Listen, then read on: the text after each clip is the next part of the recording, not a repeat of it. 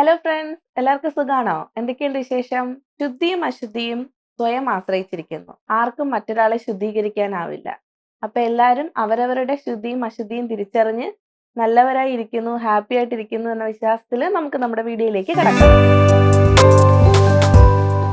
ഇന്ന് നമ്മൾ ഡിസ്കസ് ചെയ്യാൻ പോകുന്ന ടോപ്പിക്കാണ് ഡിസ്മെനോറിയ. അതായത് നമുക്ക് പീരീഡ്സ് വരുന്ന സമയത്ത് അതിഭയങ്കരമായ വയറുവേദനയൊക്കെ വന്ന് അല്ലെങ്കിൽ വയറുവേദന അതേ തുടർന്ന് വോമിറ്റിങ് നോസിയ ഒക്കെ ആയിട്ട് ബുദ്ധിമുട്ടുന്ന ഒരുപാട് കുട്ടികളുണ്ട് അല്ലേ? കുട്ടികൾ മാത്രമല്ല മുതിർന്നവരും ഉണ്ട്.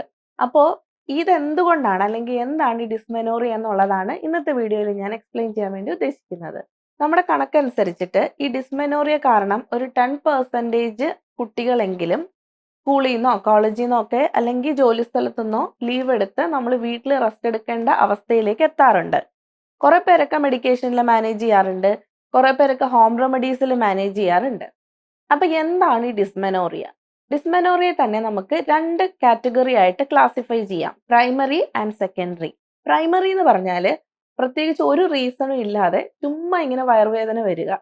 അത് നമുക്ക് പീരീഡ്സ് ആവും മെനാർക്കിയ തൊട്ട്, അതായത് നമുക്ക് ഫസ്റ്റ് പീരീഡ്സ് ആവുന്ന സമയം തൊട്ട് തന്നെ എന്തായിരിക്കും, ഇങ്ങനെ വേദന കാണും. എല്ലാ മാസവും പീരീഡ്സ് വരുന്ന സമയത്ത് പ്രൈമറി എന്ന് പറഞ്ഞാല് നമുക്ക് ഫസ്റ്റ് പീരീഡ്സ് ആവുന്ന സമയം മെനാർക്കിയ തൊട്ട് നമുക്ക് ഈ ഒരു വയറുവേദന കാണും.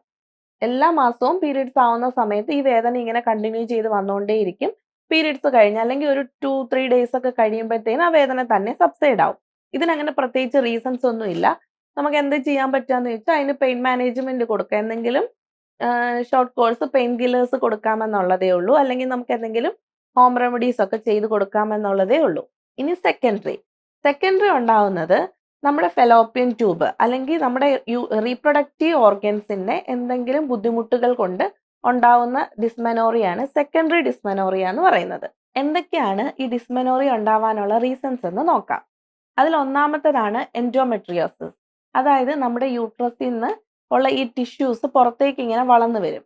അത് നമുക്ക് എന്ത് ചെയ്യും, പെയിൻ ഉണ്ടാവാനായിട്ട് കാരണമാവും. ഇനി അടുത്തതെന്ന് പറഞ്ഞാൽ ഫൈബ്രോയിഡ് യൂട്രസ്. അതായത് നമ്മുടെ യൂട്രസിനകത്ത് ചെറിയ ചെറിയ മുഴകൾ ഡെവലപ്പ് ചെയ്ത് വരിക, അല്ലെങ്കിൽ ചിലപ്പോൾ ഒരു വലിയ മുഴയായിട്ട് വരിക. ഇതും എന്ത് ചെയ്യും, നമുക്ക് പീരീഡ്സ് ആവുന്ന സമയത്ത് വേദന ഉണ്ടാകാനായിട്ട് കാരണമാകും. ഇനി അടുത്തതാണ് സ്കാർ ടിഷ്യൂ. നമ്മൾ എന്തെങ്കിലും മുന്നേ സർജറി ചെയ്തിട്ടുണ്ട്, അതിന്റെ സ്കാർ യൂട്രസിനകത്തൊക്കെ ഉണ്ടെങ്കിൽ നമുക്ക് എന്ത് ചെയ്യും, ഈ പീരീഡ് ആവുന്ന സമയത്ത് വേദന വരാനായിട്ട് കാരണമാകും. ഇനി മറ്റൊന്നാണ് എക്ടോപിക് പ്രഗ്നൻസി. അപ്പോൾ നിങ്ങൾ ചോദിക്കും, പ്രഗ്നന്റ് ആവുന്ന സമയത്ത് നമുക്ക് പീരീഡ്സ് വരത്തില്ലല്ലോ? എന്ന് വരത്തില്ല. പക്ഷേ ഭയങ്കരമായിട്ട് പെയിൻഫുൾ ആയിട്ട് നമുക്ക് ബ്ലീഡിങ് വരികയാണ്, നമ്മളത് പ്രഗ്നന്റ് ആണെന്ന് അറിയുന്നില്ല, അറിയാണ്ട് തന്നെ നമ്മളത് പീരീഡ്സ് ആണെന്ന രീതിയിൽ ഇരിക്കും.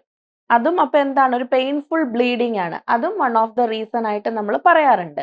ഇനി ഒബിസിറ്റി, അമിതവണ്ണം ഉള്ളവർക്കും ഡിസ്മെനോറിയ കാണപ്പെടാറുണ്ട്.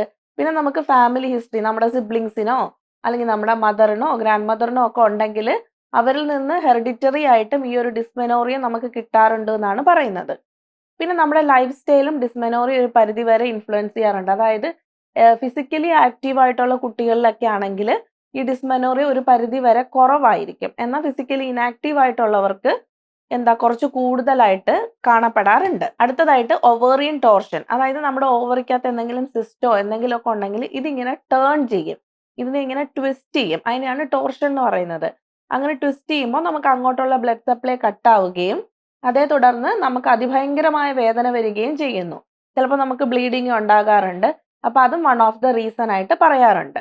ഇനി നള്ളിപ്പാരസ്, അതായത് നമ്മൾ പ്രഗ്നന്റ് ആയിട്ടേ ഇല്ല, നമ്മൾ ഗർഭിണി ആയിട്ടില്ല, നമുക്ക് കുട്ടികളില്ല എന്നുണ്ടെങ്കിലും നമുക്ക് ഈ വേദന ഒരു പരിധി വരെ കാണപ്പെടാറുണ്ട്. ഇനി ചിലർക്ക് ഡിസ്മെനോറിയ ഉള്ളവരിൽ തന്നെ നമ്മൾ ഡെലിവറി ഒക്കെ കഴിഞ്ഞു കഴിയുമ്പോൾ ഈ ഡിസ്മെനോറിയ ഒരു പരിധി വരെ കുറയുന്നു, അല്ലെങ്കിൽ ഡിസ്മെനോറിയ പൂർണ്ണമായിട്ട് മാറുന്നതായിട്ടും കാണപ്പെടാറുണ്ട്. ഇനി അതുപോലെ തന്നെ പെൽവിക് ഇൻഫ്ലമേറ്ററി ഡിസീസ് എന്ന് പറയും. അതായത് നമ്മുടെ ഈ പെൽവിക് ഓർഗൻസിന് എന്തെങ്കിലുമൊക്കെ ഇൻഫ്ലമേഷൻ ഉണ്ടാക്കുന്ന തരത്തിലുള്ള അസുഖങ്ങൾ, അവിടെ ഉണ്ടാവുന്ന ഇൻഫെക്ഷനുകൾ ഒക്കെ ഈ ഡിസ്മെനോറിയയ്ക്ക് ഒരു പരിധി വരെ കാരണമാകും. ഇനി ഞാൻ പ്രൈമറിയിൽ പറഞ്ഞു കഴിഞ്ഞു, ഓൾറെഡി നമുക്ക് മെനാർക്കി വരുന്ന സമയം തൊട്ട് നമുക്ക് ഈ ഡിസ്മെനോറിയ കാണപ്പെടാറുണ്ട് എന്ന്. എന്നാൽ സെക്കൻഡറി കേസിലാണെങ്കിൽ സെക്കൻഡറി ഡിസ്മെനോറിയയുടെ സമയത്ത് നമുക്ക് മെനാർക്കി ആവുന്ന സമയത്ത് അല്ലെങ്കിൽ നമുക്ക് ഫസ്റ്റ് പീരീഡ്സ് ആവുന്ന സമയത്തൊന്നും നമുക്ക് ഈ ഒരു വേദനയില്ല, നമുക്ക് യൂഷ്വൽ പീരീഡ്സ് പോലെ വന്നു പോകുന്നു എന്നുള്ളതേ ഉള്ളൂ. എന്നാൽ ലേറ്റർ ഓൺ ഇത് എന്ത് ചെയ്യും, നമുക്ക് പീരീഡ്സ് ആവുന്ന സമയത്ത് വേദന ഉണ്ടാവുകയും ഇനി പീരീഡ്സ് കഴിഞ്ഞു നമുക്ക് 7 days ഒക്കെ കഴിഞ്ഞാൽ ഈ വേദന ഇങ്ങനെ ഇടയ്ക്കിടയ്ക്ക് വയറിൽ ഇങ്ങനെ പീരീഡ് ആവുന്നത് പോലെ ഒരു ക്രാമ്പി പെയിൻസ് ഇങ്ങനെ കൊളുത്തി പിടിക്കുന്ന പോലത്തെ ഒരു വേദന നമുക്ക് കാണപ്പെടാറുണ്ട്. അതാണ് ഈ സെക്കൻഡറിയുടെ പ്രത്യേകത. ഇനി നമുക്കിത് എങ്ങനെ ഡയഗ്നോസ് ചെയ്യാം? ഒന്നാമത് നമുക്ക് ഹിസ്റ്ററി കളക്ഷൻ. നമുക്ക് പേഷ്യൻസിനോട് ചോദിക്കാം. എപ്പോ തൊട്ടാണ് നിങ്ങൾക്ക് ഈ വേദന സ്റ്റാർട്ട് ചെയ്തത്? എത്ര കാലമായി? എന്നാ മെനാർക്കി ആയത്? മെനാർക്കി ആയ സമയത്ത് നിങ്ങൾക്ക് ഈ വേദനയോ ബുദ്ധിമുട്ടുകളോ വല്ലതും ഉണ്ടായിരുന്നോ? എത്ര ദിവസം ബ്ലീഡിങ് ലാസ്റ്റ് ചെയ്യും? പീരിയഡ്സ് കഴിഞ്ഞാലും നിങ്ങൾക്ക് ഈ വേദന നിൽക്കുമോ എന്നുള്ള കാര്യങ്ങളൊക്കെ നമുക്ക് ഹിസ്റ്ററി കളക്ട് ചെയ്യുന്ന സമയത്ത് ചോദിച്ച് മനസ്സിലാക്കാൻ പറ്റും. ഇനി അത് കഴിഞ്ഞിട്ട് നമുക്ക് എന്ത് ചെയ്യാൻ പറ്റും? Hormone studies, hormone profile blood ടെസ്റ്റുകൾ ചെയ്ത് നോക്കാം.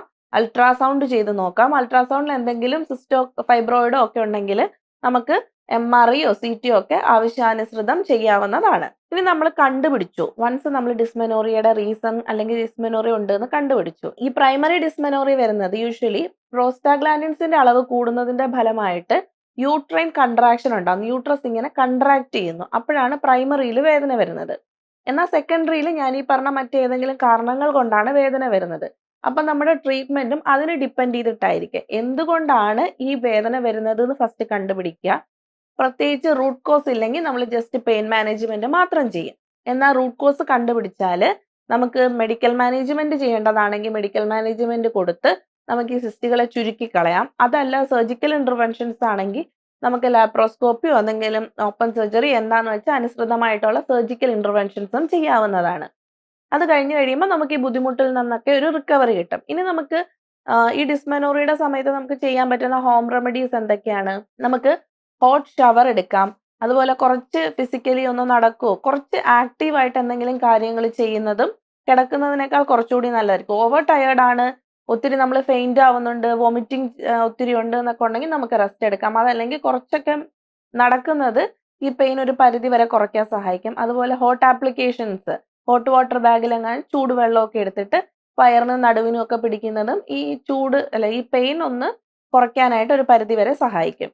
അതുപോലെ ഹോട്ട് ഓയിൽ മസാജസ്, എന്തെങ്കിലും ഓയിലൊക്കെ ഇട്ടിട്ട് അടിവയറിനും നടുവിനും ഒക്കെ ഒന്ന് മസാജ് ചെയ്ത് കൊടുക്കുന്നതും ഈ കൺട്രാക്ഷനിൽ നിന്ന് നമുക്കൊരു മുക്തി നേടാനും പെയിൻ ഒരു റിലീഫ് കിട്ടാനായിട്ടും സഹായിക്കുന്നതാണ്.